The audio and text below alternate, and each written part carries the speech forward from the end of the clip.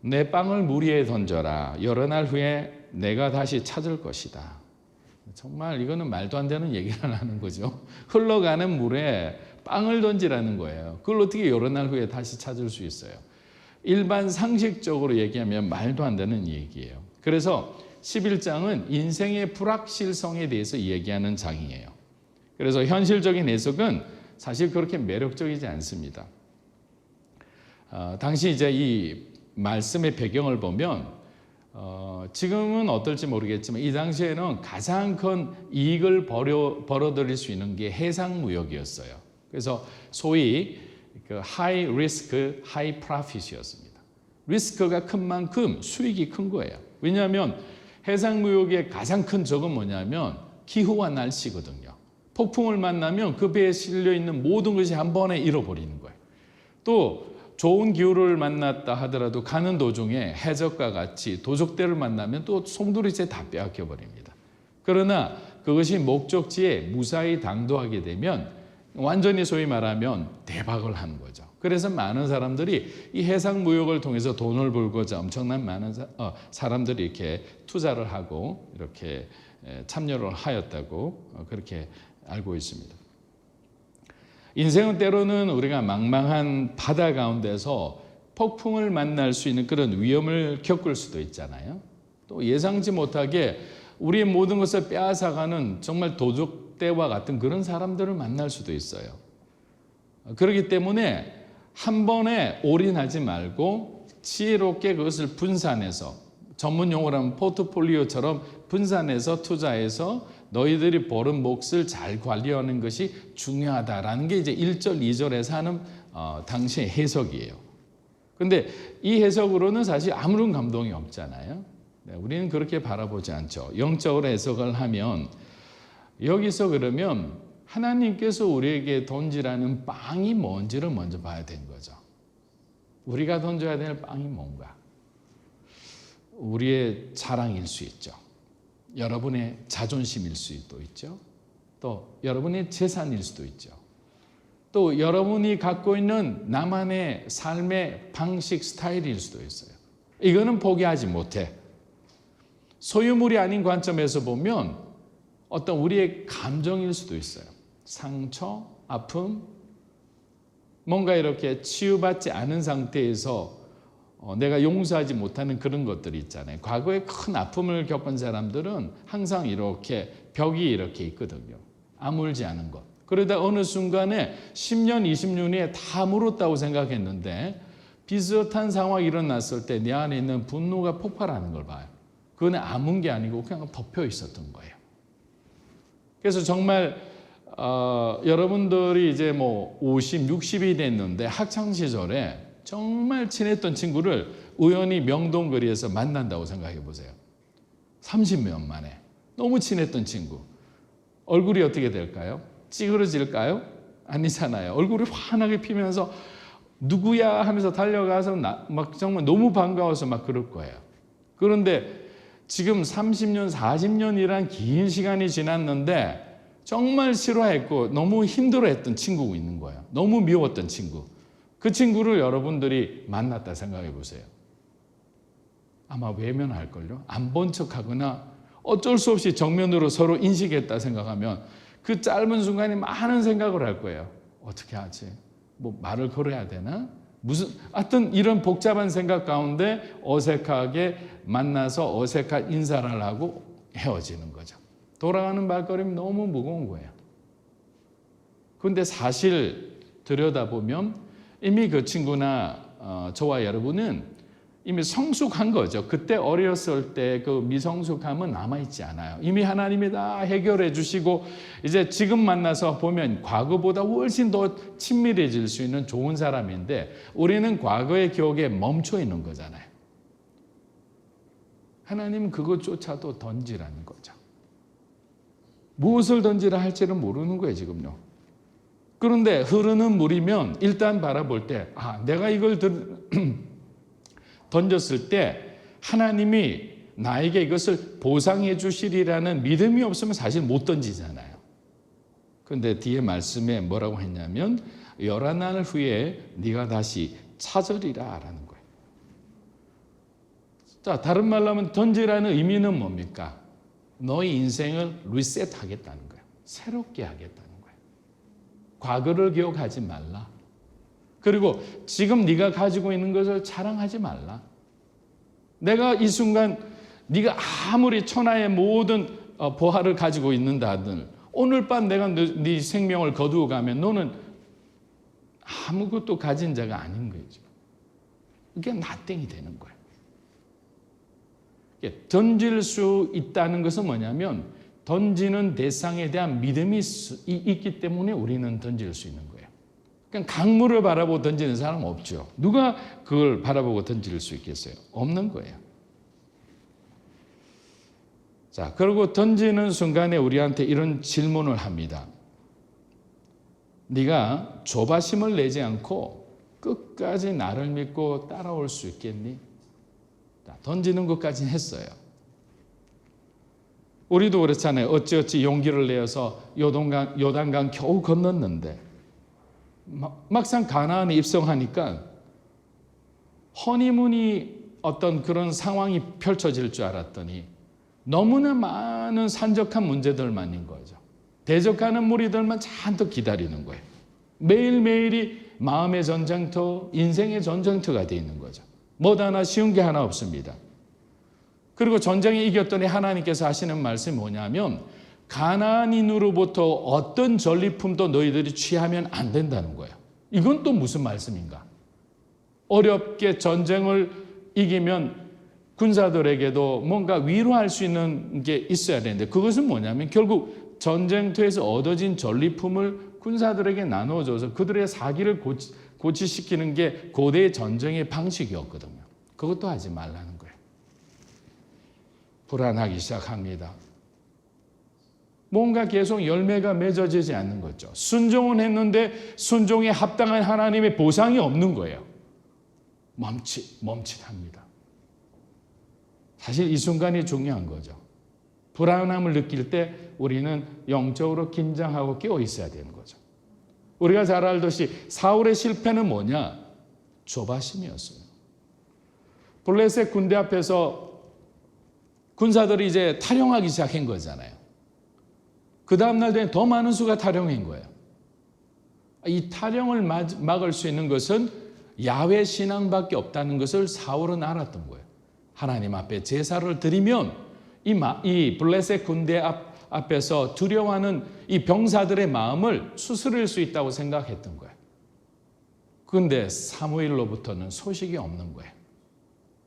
그래서 왕이 감히 하나님이 명령도 하지 않고 허락도 하지 않은 제사장의 직분으로서 제사를 드리기 시작한 거죠. 그런데 바로 그 순간에 제사 드리는 그 순간에 사무엘이 등장을 합니다. 하나님 그냥 드라마를 만드신 거잖아요. 꼼짝달싹 할 수 없을 정도로 현행범으로 잡힌 거예요. 사울은 사무엘에게. 그리고 그는 하나님의 심판을 받게 됩니다. 그런데 상황으로 우리가 인식하면 사울의 상황을 충분히 이해할 수 있습니다. 그런데 하나님은 그런 상황이 아무리 그렇더라도 우리들의 어떤 신앙이 그렇게 반응하는 것을 용납하지 않으세요. 그렇기 때문에 여러분의 삶의 열매 맺음에 대한 조급함을 우리는 이겨내야 되는 거예요. 그래서 결단하는 거예요. 주님의 말씀 안에서 기다리겠습니다. 주님 말씀 부여잡고 견디어내겠습니다. 그 시간을 지키겠습니다. 그러면 하나님이 우리 인생 가운데 훅 하고 들어오시는 거예요. 이사야서 30장 18절 한번 보겠습니다. 이사야서 30장 18절 시작. 그러나 여호와께서 기다리시나니 이는 너희에게 은혜를 베풀려 하심이요 일어나시리니 이는 너희를 긍휼히 여기려 하심이라. 대저 여호와는 정의의 하나님이시라. 그를 기다리는 자마다 복이 있도다. 네, 아멘. 그를 기다리는 자마다 복이 있도다. 그분의 시간을 인내하고 참고 기다리는 자에게 복이 있도다라고 하는 거예요. 조바심 내지 않고 조바심 내다 보면 다른 길을 찾게 돼 있어요. 그래서 토마스 하디 목사님은 조바심이 들 때마다 이런 질문을 자기 자신에게 한다고 합니다. 저와 여러분들도 한번 해보면 좋을 것 같아요. 나는 정말 예수를 진짜 믿고 있는가? 라는 질문을 한답니다. 나는 정말 예수님이 살아 역사하시는 내 인생의 구주임을 믿고 있는가라고 질문하는 거예요. 그리고 나는 정말 내 인생을 이끌고 가시는 분을 100% 신뢰하고 살아가는가? 내가 신뢰한다면 왜 나는 조바심을 느낄까? 왜 불안해할까? 왜 걱정하고 왜 염려할까? 나에게 드는 이 두려움은 어디서 온 것일까? 이것은 하나님이 주시는 것이 아닌 게 분명한데, 하나님 우리에게 기쁨을 주시고 평안을 주시고 믿음을 주시고 무엇보다도 확신을 주시는 분인데 이 두려움은 뭘까?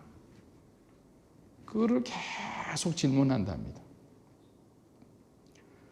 나는 정말 이 문제에 대해 하나님을 전폭적으로 신뢰하고 따라가고 있는가? 앞으로 당장 내가 생각하는 일과 다르게 일이 이루어지더라도 두려워하지 않고 불안해하지 않고 끝까지 주님을 신뢰하고 나는 정말 승리할 수 있을까?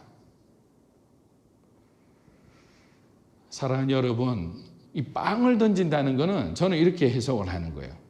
여러분이 세상을 버리고 예수님으로 채우겠다는 주권 이동의 선언인 거예요. 여러분 자존심 던지는 거잖아요. 여러분 재산 던지는 거죠. 여러분 재능 던지는 거죠. 내 상처도 던지는 거죠. 이걸 다 던진다는 것은 내가 내 힘으로 살지 않겠다는 거예요. 그걸 선언하는 거예요. 하나님, 언제 돌아올지 모르겠지만 나는 하나님을 믿습니다. 라는 거예요. 아담과 하와가 넘어졌던 그 유혹들, 안목의 정욕들, 이생의 자랑들, 육신의 정욕들, 명예로운 지난날의 모든 삶을 던지고 이 세상에서 아무도 인정하지 않는 그 낮은 자를 섬기는 더 낮은 자의 삶을 하나님이 우리에게 요구한다 하더라도 나는 그 삶을 살아내겠습니다. 라는 거예요. 왜? 이 세상이 끝이 아니잖아요. 우린 천국을 향해 가는 삶이니까 이 세상에서 가장 낮은 자의 삶을 살았던 예수님처럼 살아갈 수만 있다면, 십자가의 삶을 우리가 순종해서 우리도 그렇게 살아갈 수만 있다면 얼마나 복된 삶인가요? 그런데 말씀의 자리를 벗어나는 순간에 우리 안에 육이 또 살아나는 거예요. 또 눈앞에 보이는 그 화려함을 바라보면 그걸 가지고 싶은 거예요. 그런 어떤 욕망이 그냥 계속 우리를 갖다가 부릴 듯 하는 거죠. 하나님을 떠나게 하는 거예요. 교회 오면 너무나 평안하고 좋은데 교회 밖의 세상은 예수하고 전혀 거리가 먼 사람들만 가득 차 있으니까 나도 모르게 그들의 생각 가운데 오염되기 시작하죠. 마음이 흔들립니다. 생각이 흔들리는 거죠. 가치관이 흔들리는 거예요. 그러다 보니 타협하고 싶어서 타협하는 것이 아니라 나도 모르게 타협을 하게 되는 거죠. 우리가 계속 내 빵을 만지작거리면 그 빵밖에는 우리가 가질 수가 없는 거예요. 한번 던져보십시오. 하나님이 어떻게 우리에게 보상하시는지. 그런데 보니까 그 던졌을 때 뭐라고 했느냐면 언제 거둔다고 그랬죠? 여러 날이 지난 후에라 했잖아요. 영어로 봐도 many days고 원어로 봐도 시간이 상당히 오래 지난 후에예요. 그래서 로마서를 한번 읽어보면 좋을 것 같아요. 로마서 5장 3절에서 4절 한번 읽어보겠습니다. 시작. 다만 이뿐 아니라 우리가 환난 중에도 즐거워하나니 이는 환난은 인내를, 인내는 연단을, 연단은 소망을 이루는 줄 압니다. 시간이 길기 때문에 기다림이라는 것은 신앙에 있어서 가장 우리를 고통스럽게 하는 거예요. 하나님이 제일 잘 활용하는 방법이 이 시간을 활용해서 하나님의 사람을 붙들고 밀당을 하시는 거예요. 아브라함하고도 그렇게 하셨어요. 이삭, 야곱 마찬가지입니다. 그런데 여기서 보면 suffering이라한 이 환난 중에 어떻게 즐거워합니까? 왜냐하면 인내를 가져온다 했는데 이 인내라는 단어는 영어로 보면 perseverance인데 이 단어는 endure, patience하고 좀 다른 거예요. 우리가 뾰족한 물건으로 사실은 누군가를 찌르는 순간에 고통이 있잖아요. 그러면 아야 하면서 그 남아있는 잔존에 있는 고통을 참아내잖아요. 근데 이 단어는 어떤 단어냐면 계속 찌르고 있는 상태에서의 고통을 참아내는 거예요. 너무 힘든 거죠. 빼줘야 되는데 계속 누군가가 찌르고 있는 상태잖아요. 그런데 환난은 인내를 계속 참고 견디고 견디는 거죠. 결국 인내는 기다림으로 이어지는 거예요. 기다림의 메시지인 거예요. 인내는 기다림의 메시지다. 그런데 어떻게 되느냐? 인내가 연단을 만든다 했는데 연단이라는 건 무슨 말이냐? 원래 영어 성경 봐도 우리가 이게 해석이 잘못되어 있어요. 성품으로 나옵니다. 캐릭터로 나오는 거예요. 인내라는 것은 그걸 견디고 견뎠더니 하나님이 우리의 성품을 바꾸어 주시는 거예요. 어떤 성품으로? 하늘의 소망을 품을 수 있는 성품으로 넓혀 주시는 거예요. 과거에 정말 좁은 성품들, 우리가 정말 까칠한 성품들, 이런 성품들이 환난을 통해서 견디고 견디다 보니까 내 마음의 공간이 넓어지는 거죠. 하나님을 담는 공간이 넓어지는 거죠. 하나님에 대한 생각이 더 폭넓게 되면서 주님의 뜻이 무엇인지를 더 정확하게 분별하게 되는 거죠. 그러니까 환난이라는 것은 나쁜 것이 아닌 거예요. 환난을 통해서 지속되는 그 고통을 견뎌내는 훈련을 받죠. 견디는 훈련을 통해서 하나님이 우리가 기다렸을 때 주께서 우리를 찾아오셨구나라고 살아계신 하나님을 우리가 경험하게 되죠. 그러면서 우리 자신도 모르게 우리의 성품이 하나님을 닮은 하늘의 성품으로 바뀌는 거죠. 그 성품은 주님이 주시는 그 부르심의 소망을 품을 수 있는, 이행할 수 있는 성품이 되는 거예요. 아무에게나 소망을 주시는 게 아니에요. 이러한 과정을 통해서 하나님이 쓰시기에 합당한 인격 성품으로 만들어서 저와 여러분이 주님의 시간에 주님의 자리에 있는 거예요. 그래서 우리가 가장 힘든 게 뭐냐면 하나님 왜 나는 여기 있어야 됩니까?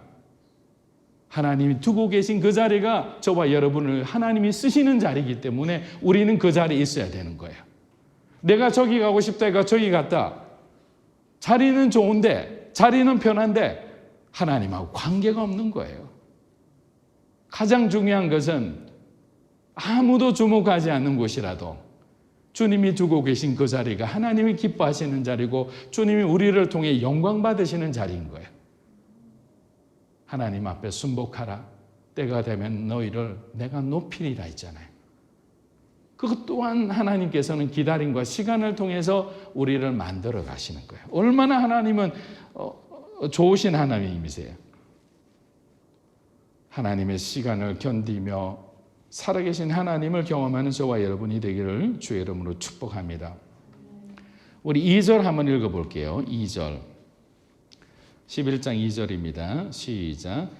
그 땅에 어떤 재앙이 닥칠지 알지 못하니 7, 8목으로 나누어 두어라. 자, 이거는 앞서 말씀드린 대로 위험을 방지하게 분산해라라는 의미도 해석으로도 이해를 합니다. 또 다르게 해석할 때는 선행적 나눔인데 이건 뭐냐면 선행이라는 것은 이제 착한 일이죠.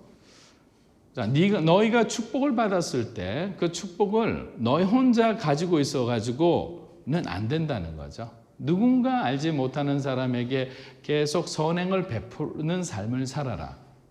어느 날 갑자기 흔들리지 않을 것 같은 너희 사업이 갑자기 망해서 네가 어려움에 처했을 때 네가 베푼 그 선행을 베푼 그 사람이 그 선행에 대한 책임을 지게 될 것이라는 거예요. 그냥 우리말로 하면 착하게 살면 누군가 도와주는 거예요. 그런데 그냥 구두쇠처럼 자기 혼자 그냥 살려고 바등바등하고 누군가 도움이 필요해도 그냥 도움도 안 주고 모든 것을 계산적으로 살았던 그 사람은 그 사람이 어려움이 됐을 때 모든 사람이 외면하는 거예요. 왜? 심고 거두는 법칙이에요. 그렇게 살았기 때문에. 그런데 없는데도 나누기를 좋아하는 사람들, 그렇게 조금씩 마음과 정성을 다해서 베풀었더니 내가 정말 공경회체했을 때 사람들이 달려오는 거예요. 저는 목사니까 장례를 많이 집례하잖아요. 장례식 가보면 그 사람이 인생의 열매를 알 수 있어요. 어떤 장례식 가면 정말 너무나 황량합니다. 아무도 안 와요. 쓸쓸한 장례식이 있어요. 그런데 어떤 분의 장례는 사람이 끊이지가 않아요. 어떤 유명한 사람이 아니라도 그런 사람들이 있으세요. 평범하지만 많은 선을 베풀었던 사람. 교회에서 장로 직분도 아닌데도 정말 평소 때 많은 사람을 전도하고 교회를 누구보다 정말 성실껏 섬긴 분들, 그분들의 장례식에 가보면 그냥 아무리 바빠도 찾아오게 돼 있어요. 어려움을 겪어보면 어려운 사람의 마음을 이해하게 되는 거예요. 제가 온누리 있을 때 여러 번 간증한 적이 있는데, 초등학교 제가 4학년인가 3학년 때 저희가 이렇게 어려움을 겪어서 이제 대구에서 부산으로 이사를 오게 되었어요.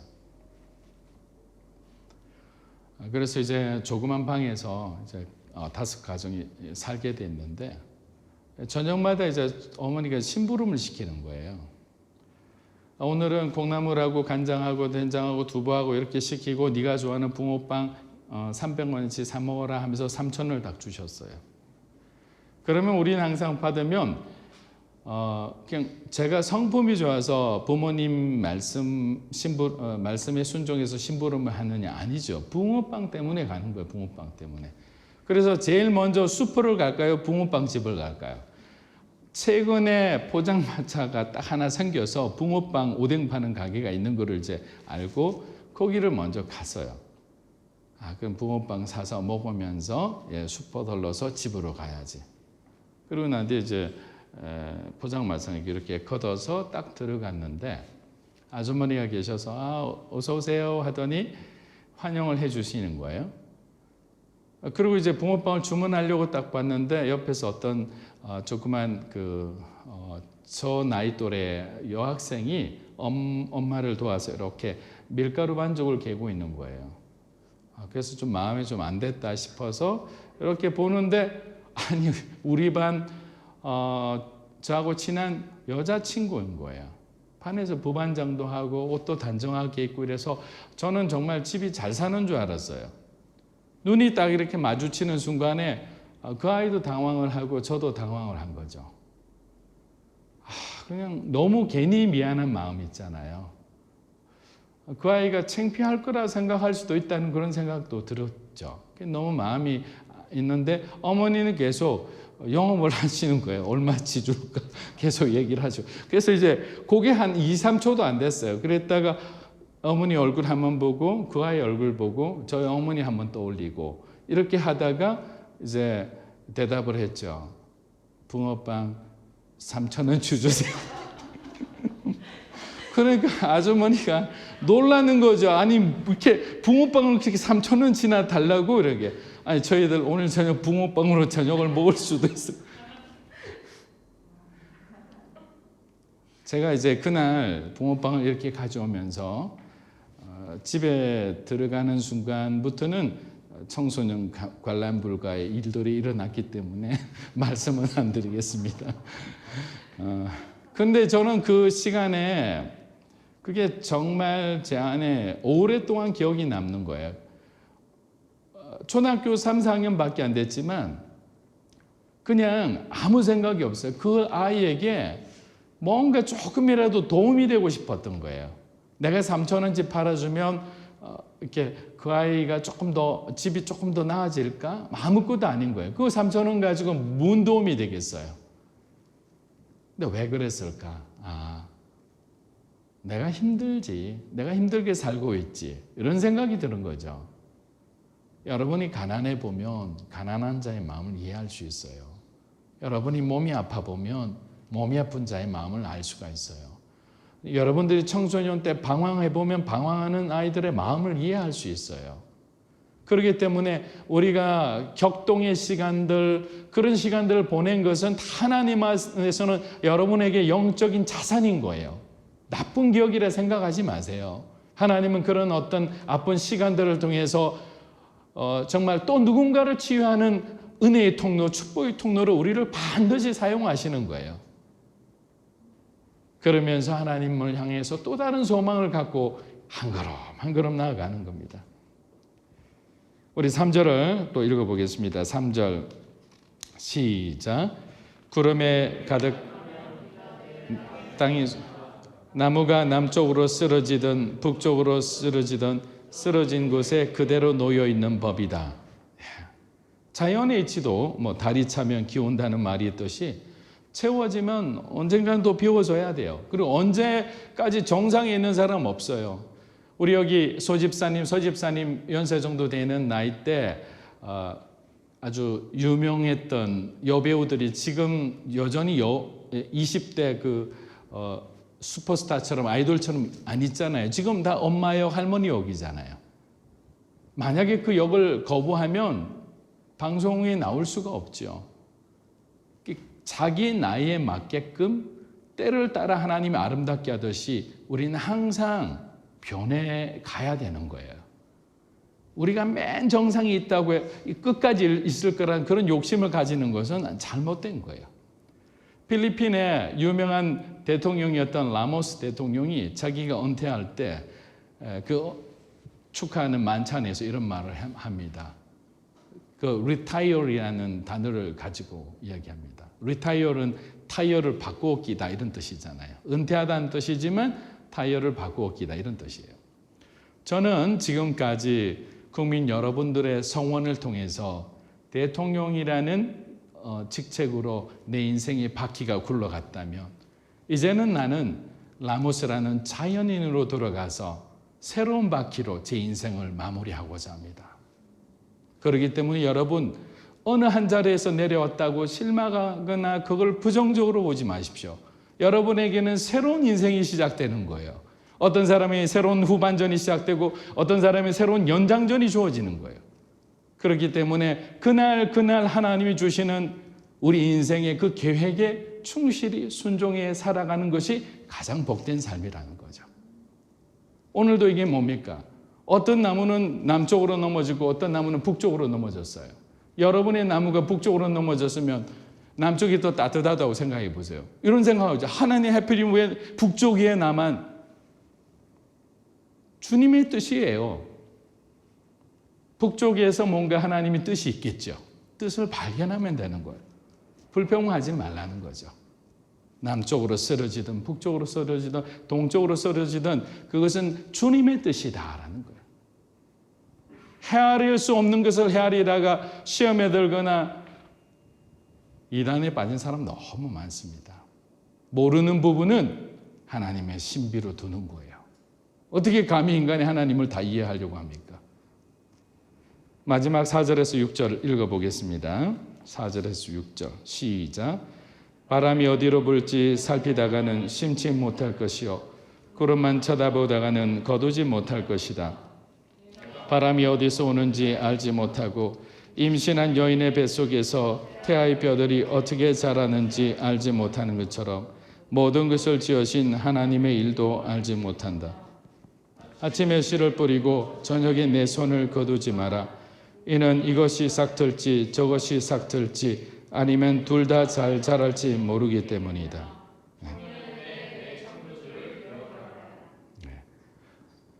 자, 모든 일들이 인간의 통제를 벗어나 있음을 얘기하는 거죠. 인간은 바람도 비도 통제할 수 없는 존재라는 거죠. 결국 한마디로 말하면 너희 생각으로 계산하지 말라. 계산하면 절대로 너희가 가진 빵을 던지지 못한다는 거예요. 우리는 최선을 다해서 보여주시는 만큼 걸어갈 뿐이에요. 그렇게 살아가면서 하나님 앞에 영광 돌리는 삶이 되는 거예요. 사랑하는 여러분, 다시 한번 우리 마음속에 흔들리지 않는 그런 믿음을 달라고 기도했으면 좋겠어요. 세상 가운데 세상을 바라보는 순간에 우리의 생각이 끼워지지 않도록 도와달라고, 우리의 마음이 하나님 주신 그 거룩함으로 잘 지켜낼 수 있도록 도와달라고, 우리가 함부로 판단하지 않도록 도와달라고, 그리고 세상의 가치와 영광이 아니라 저 계시는 정말 우리 본향을 바라보고 주님 계신 나라를 바라보고 살아가게 해달라고 우리가 함께 기도하며 나아갔으면 합니다. 자, 우리 기도하며 나아가겠습니다.